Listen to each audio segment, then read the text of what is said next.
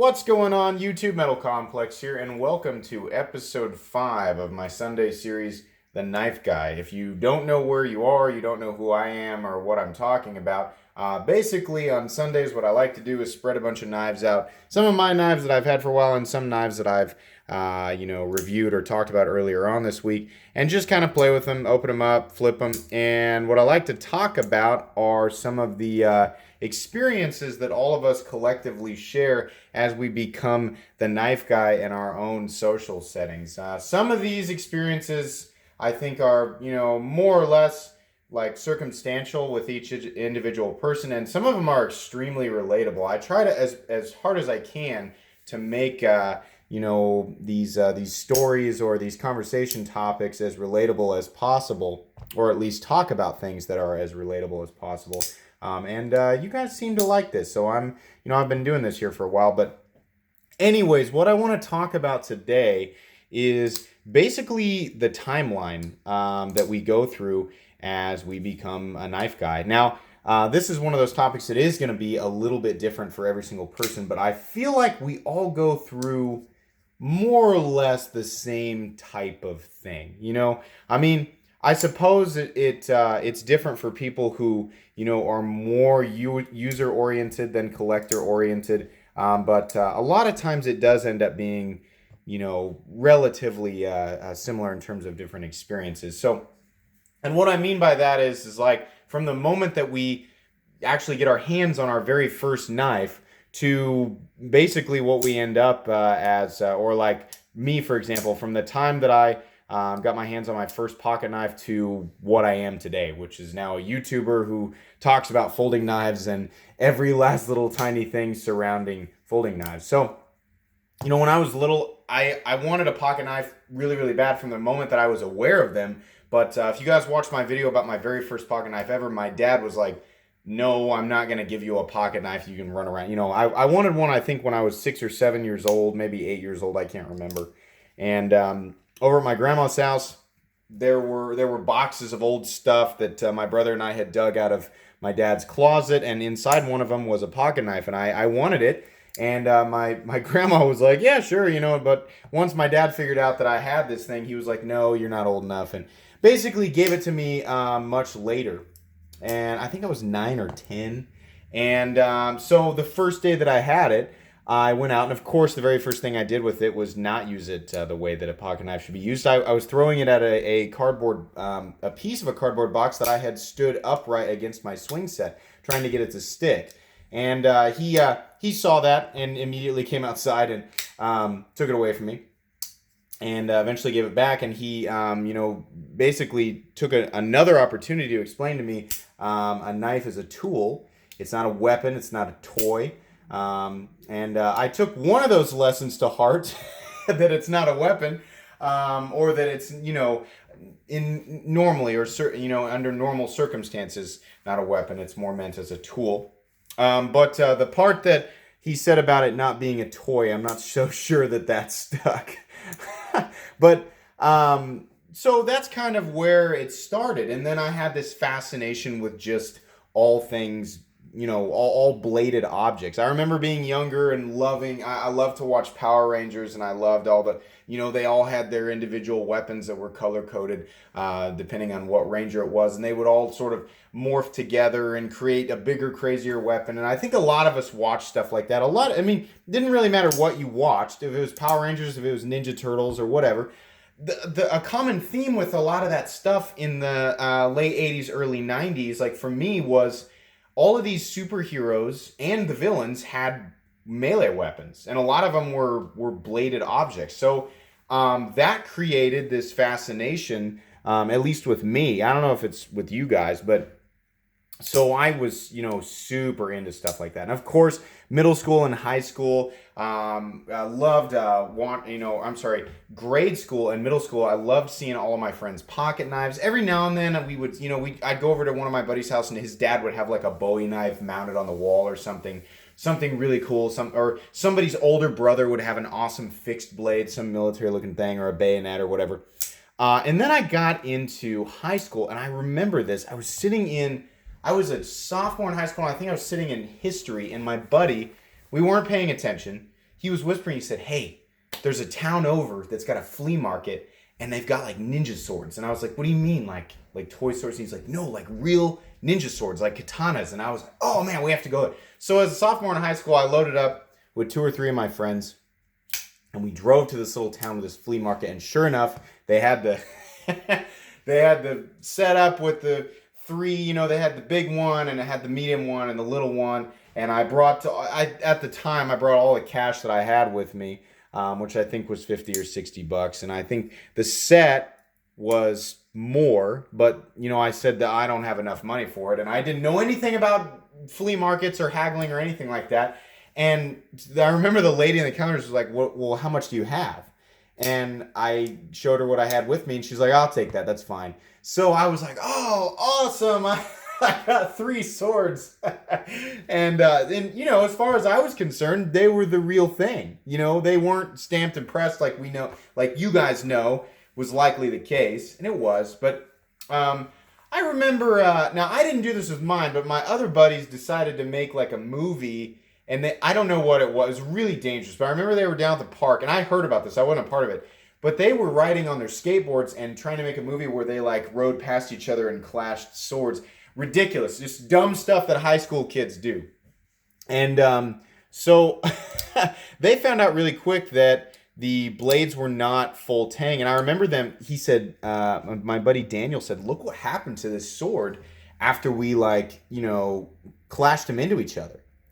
And the blade was basically, you know, the bottom of it was just this metal rod that stuck into this handle that looked like, you know, basically it was like cork wood, right? That was what the handle was made of, and then it was just cloth wrapped around that. I mean, you know, it was the cheapest. It was a piece of metal that was attached to the cheapest handle they could possibly make, and then it was all tied together, and then there was a metal dragon and there's some Japanese symbol that probably said, you know, it probably meant like Whopper cheeseburger or something. You know, there wasn't any correct translation on it, is what I'm saying.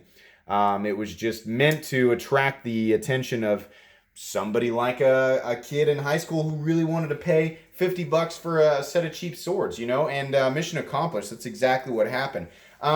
So that was my first experience, really, beyond a couple of other pocket knives that kind of broke when I used them hard. I had a couple of cheap pocket knives that had plastic handles, and they broke while I was stabbing them into a tree trunk and trying to pry around or dig with them or whatever.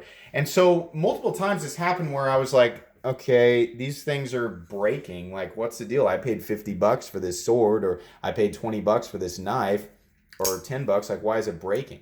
And it wasn't until, you know, I kind of started getting the idea, like, well, maybe you get what you pay for. Maybe there's more quality stuff out there.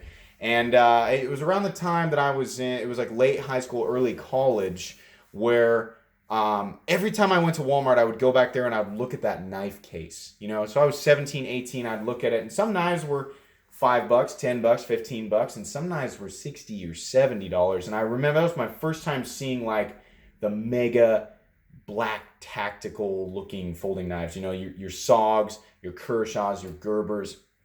And I was like, wow, that's cool. And I remember having the guy behind the desk getting one out for me. And I started to pull the deal on the back, and he said, "Be careful, it's assisted." And it had the spring in it. So I thought, oh, is it like a switchblade? And he said, no, it's not like a switchblade. There's just a spring in it. And I thought that was the coolest thing. I might have been 17 the first time I saw this. But this would have been back in like 2005, I think. But I remember thinking that was the coolest thing. And I thought, surely that's like the most amazing thing. So, you know, or maybe these knives are made like really, really well. Around the same time, I had also decided to purchase a fixed blade from Ka-Bar, made out of 1095. And that thing was all black, and it also looks military and tactical. And so I thought, okay, this is surely like, you know, and in my mind, I'd sort of developed the sense like more durable equals better. I wasn't necessarily concerned with cutting performance. I was concerned with, you know, is this thing made out of better materials? It looks military, it looks tactical, it looks tough. You know, it's not going to break. right? I just, for whatever reason, I correlated the black blade and the coating to it being stronger, and stronger meant better for me. You know, not necessarily cutting performance or convenience. I don't know why I thought I needed a fixed blade, but I did. So I bought both of these around the same time. And bear with me, my memory's foggy on this. This was a long time ago. It's just 13 years ago. And I also remember buying one of those Kershaw's. It was a Kershaw Blur. I've talked about this a lot. Tanto, black coated, and serrated. I bought one of those for my dad as well. I've talked about this. He still has that. I should show that on the channel sometime. But I thought, oh man, this is it. These are the coolest knives ever. I'll never need another knife. And the funny thing is I probably could have gotten away with just carrying that Kershaw Blur for the rest of my life.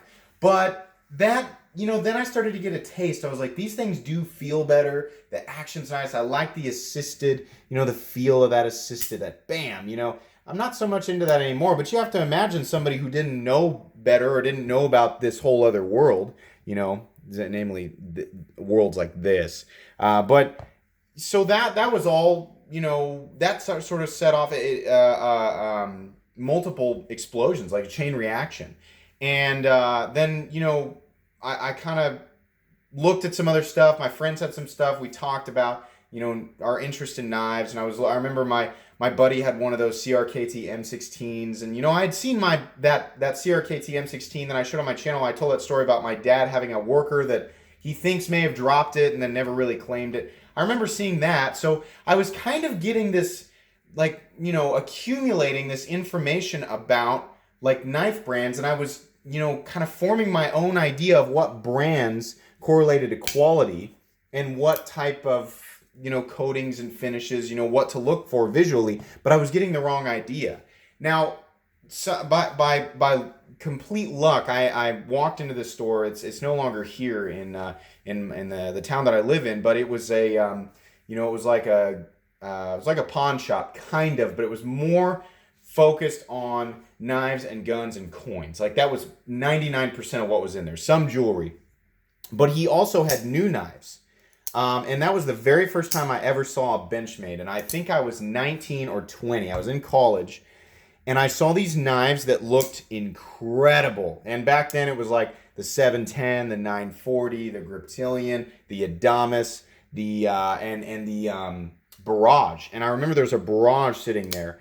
Black Tanto, non-serrated, but all black handle. And it had a price tag on it. $155, $160. It was overpriced. Even then, it was overpriced. And I looked at it, I was like, what the heck? Why is that $160? You know, everybody. And he said, well, it's a Benchmade. And I was like, well, what do you mean it's a Benchmade? And I remember hearing Benchmade or seeing it written somewhere. And I realized now it was actually on a website called bladeplay.com. I don't know if that's still a website, but that's where I was, like, at the time looking up switchblades. I wanted a push-button automatic switchblade after having experienced the assisted knife, right? And back then they were illegal, so I was like, I want one of these. And anyways, the most expensive knives on this website, Bladeplay, I remember at the time were Benchmade. And I was like, I guess that means they're made on a bench. They must be, I don't know, who knows what that means. So this guy, he said, well, you know, these are made in the United States. They're made with, you know, really, really good steel. And that was the first time I had ever really contemplated the idea of just the steel being better than another steel. And he said, you know, you can see on here, this steel grade is 154 cm. And at that moment I thought, 154 cm. So it's like a steel that's got a code associated with it. That was all I needed to hear. I didn't need any more explanation, and I don't think that guy knew enough about what he was talking about to give me any more of an explanation. So, I mean, I remember leaving and working for another week and coming back and blowing a huge chunk of my paycheck on that exact knife. Because it was assisted, it was bigger, it was meaner, it was, as far as I knew, it was made out of, you know, crazier stuff, which is funny because actually the scales on that initial one, that original one, it's just acrylic with steel liners and then 154 cm, you know. I think, you know, you can still buy that knife brand new for, what is it, like 110, 120 bucks, something like that. Realistically, that's probably overpriced for it. I don't know. The Barrage isn't a bad knife. It's just, you know, the whole premium assisted knife thing is kind of going out. People don't really like that. They like the ball bearing flippers now. because it does the same thing without you having to worry about a spring, and you get additional satisfaction from breaking that detent. But anyway, so I had the thing, and I just thought, I was like, I have the best knife, and I didn't realize it then, but what was happening is this idea in my head was forming that, like, I needed to get that feeling of being equipped properly. There was a little bit of euphoria that was associated with the feeling of carrying the very best thing of that nature, this pocket knife. That it was just it was intoxicating. It was addicting. Feeling like I was more prepared than the average person walking around because I had this thing in my pocket that was just so incredible. This knife was ready to be pulled from my pocket and deployed to cut open, Rachel's bag of chips at a moment's notice. That's realistically, that's what I was going to be using it for, but I just liked the idea that was in my pocket. I remember just going grocery shopping and thinking, like, I have such a cool knife in my pocket. These people don't even know how cool this is, But that's what it was. And then this next part is super foggy, but I think this is around the time that I started getting into the forums and reading about this. I don't remember the exact moment that I got into the forums, but I remember being like, oh my gosh, this world is so much bigger than I originally thought. And there were tens of thousands of people who were vastly more knowledgeable than me or anybody I had ever talked with, or at least, heavy quotes on that, because you got to be careful about what you read on any forum. There are definitely people who are knowledgeable and definitely people who are not and will just spin BS. But so this whole world opened up and I was seeing insane stuff. I had no idea. At that time, I remember thinking, there are knives out there that cost more than $200. So then that was around the time I started stumbling into Rick Hinderer knives and seeing pictures of, really like mega. And so then I looked and I was like, they make knives out of titanium. That thing's titanium. And then I started seeing how people were talking about how thick the titanium was, how thick the blade stops were. And so that part of my brain that associated higher quality with more durability, because that's the route that I took, right? I was like, more durable equals better. And, words like titanium and this crazy, I was like, oh my gosh, I have to have that, because that knife would make me even more prepared. It would make me even more equipped for my Nerf life of just going to the grocery store and coming back home, And so I was like, okay, so how I got to get one of these Hinderers, how much do they cost? And then I remember reading, like, they retail for $385. Back then it was $385. $385? Then I read a little bit more. And they're exclusive to, like, first responder or military? Oh, okay, well, maybe I can just buy one off eBay. Oh, nope. Back then, $600, $700, $800, on the secondary market. Anybody was selling one on the forums. So I was like, oh. So then it created this feeling of, like, I want this thing, but I can't have it. I can't have this amazing thing everybody's talking about. So then steps in the ZT-0562. And I think this, there was a lot of time that passed, but I feel like that was 2000, was it 2009, 2010? I don't know. I would have been 23, 24, 25. So I can't remember exactly, but that knife, I saw it and I thought, so it's by Hinderer. It's created by this company called ZT, or Zero Tolerance. They're known for making overbuilt folding knives, right? And that's my thing, like big, thick, tough, menacing looking things that create this feeling of ultimate preparedness. Oh my gosh, I have to have that. You know what? Actually, everybody's saying it's better than a Hinderer. So maybe it is. Maybe it's better. And there's carbon fiber on it. That's cool. I didn't know they put carbon fiber on a knife. And it's made out of something crazy. Some crazy steel called M390. Remember that video I did here last weekend where I talked about all those cliches, those confusing expressions that knife nuts use? Like, for example, you just pick a knife up, a reviewer will pick it up and go, and of course, M390. So it's premium, and then just move on. I was a victim of that with the ZT-0562. Now, fortunately for me, for the most part, the differences in heat treatments aside, M390 is considered to be an excellent everyday carry steel.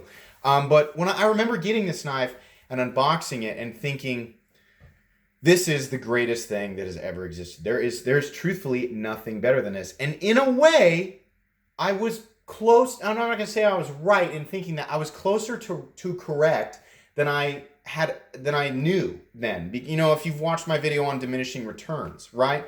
Because past that point, there's a reason I call the 0562. Unfortunately, I don't have one on the table. There's a reason I call the ZT0562 the gateway folder, because that knife, I thought I was in it then. I was in it as soon as I got that 0562, because then every knife up to that point, it was like the more money I spend, the happier I am with what I get. These knives get bigger and meaner and made out of crazier stuff.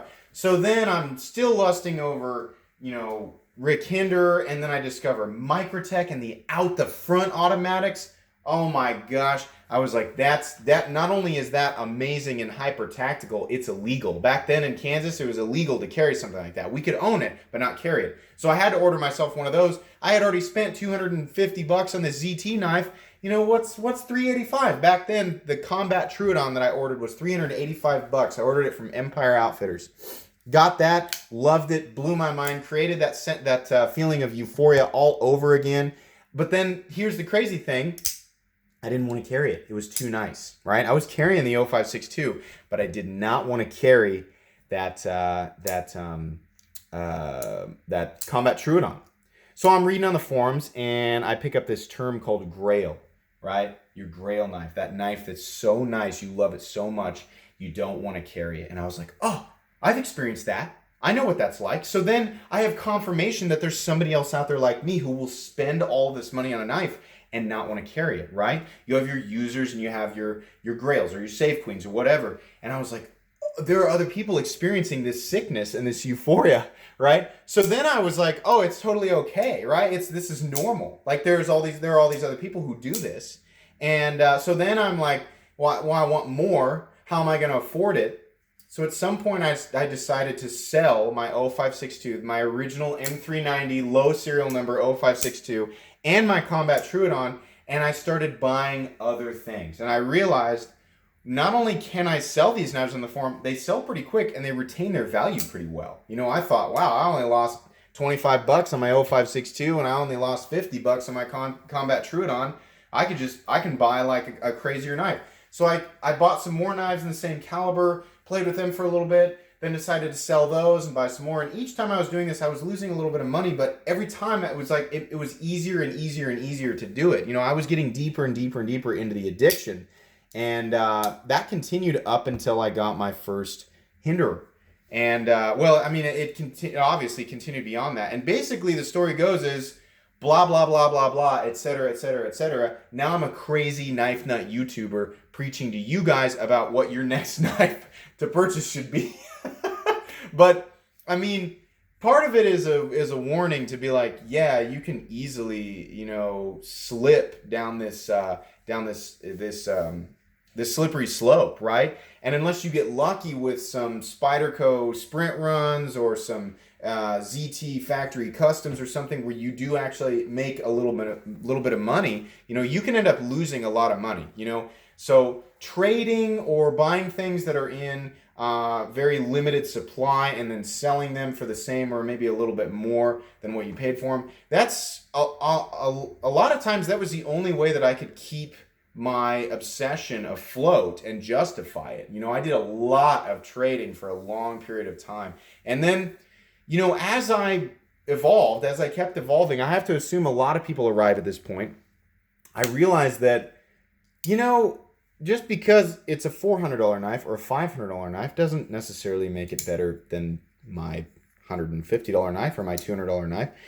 And then it was weird. I don't want to call this a de-evolution, but I started to all of a sudden be like, maybe I should just carry a knife that does exactly what I want it to do and nothing more. And so I adopted this idea of minimalism for a little bit. And then that's when I got really snobby. This was before the channel. I was aware of premium materials, premium builds, but all of a sudden I was more concerned with how well it's cutting, what it's made out of, whether or not I need the material, how big of the footprint is and how big the footprint is in my pocket. And so all of a sudden I was this like, you know, elite minimalist in my head. Like I thought I was better because I was more prepared in a, in a way that, I didn't spend a whole lot of money, but I'm just as prepared, if not more prepared, than the next guy who's carrying a knife.